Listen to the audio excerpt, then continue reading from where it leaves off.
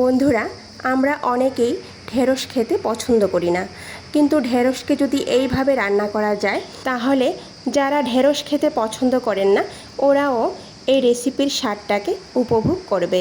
রাধে কৃষ্ণ বন্ধুরা, আমি টুলটুল, আর এই টুলটুলের রান্নাঘরে আপনাদের সবাইকে স্বাগত। ঢেঁড়সের রেসিপি তৈরি করার জন্য এখানে আমি 1 মুঠো পরিমাণ ঢেঁড়সকে ভালো করে ধুয়ে একটা পরিষ্কার টাওয়ালের মধ্যে নিয়ে নিয়েছি। এবার ঢেঁড়সের মধ্যে থাকা এক্সট্রা জলটাকে ওই টাওয়াল দিয়ে ভালো করে মুছে নেব। এবার একটা ছুরির সাহায্যে ঢেঁড়সের 2 মাথার অংশগুলিকে এইভাবে ফেলে দেব। তারপর এইভাবে একটু বড় টুকরো করে কেটে নেব। আপনারা আপনাদের পছন্দ মতো ঢেঁড়সগুলিকে কেটে নিতে পারেন। এই দেখুন বন্ধুরা, এইভাবে আমি প্রত্যেকটি ঢেঁড়সগুলিকে একটু বড় টুকরো করে কেটে নেব। সবগুলো ঢেঁড়স এখানে কেটে নিয়েছি। এবার এর মধ্যে কিছু পরিমাণ মশলা অ্যাড করে দেব।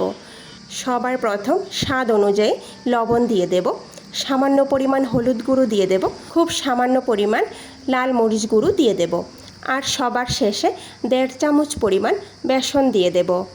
এবার এই সমস্ত উপকরণগুলিকে হাত দিয়ে ভালো করে মেখে নেব।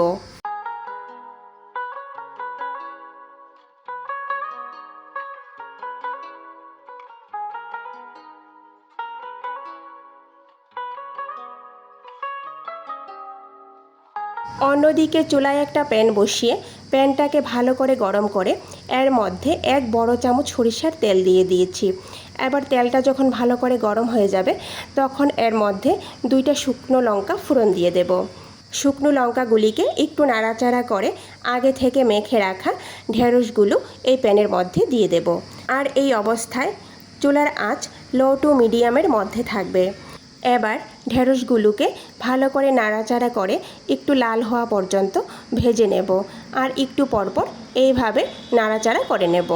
ঢেঁড়সগুলো যখন একটু ভাজা হয়ে আসবে তখন এর মধ্যে 2টা কাঁচামরিচ একটু কেটে দিয়ে দেব। দেখুন বন্ধুরা, ঢেঁড়সগুলো ফ্রাই হয়ে গেছে। এবার আমি চুলার আঁচ বন্ধ করে দেব। বন্ধ করে একটা পাত্রের মধ্যে নামিয়ে নেব। ভিডিওটি সম্পূর্ণ দেখার অনুরোধ রইল। কেমন হয়েছে কমেন্ট করে নিশ্চয়ই জানাবেন। আর যদি ভালো লেগে থাকে তাহলে সবার শেষে লাইক, শেয়ার আর সাবস্ক্রাইব করে দেবেন। নমস্কার, আজকে এই পর্যন্তই। কথা হবে আবারও পরের ভিডিও।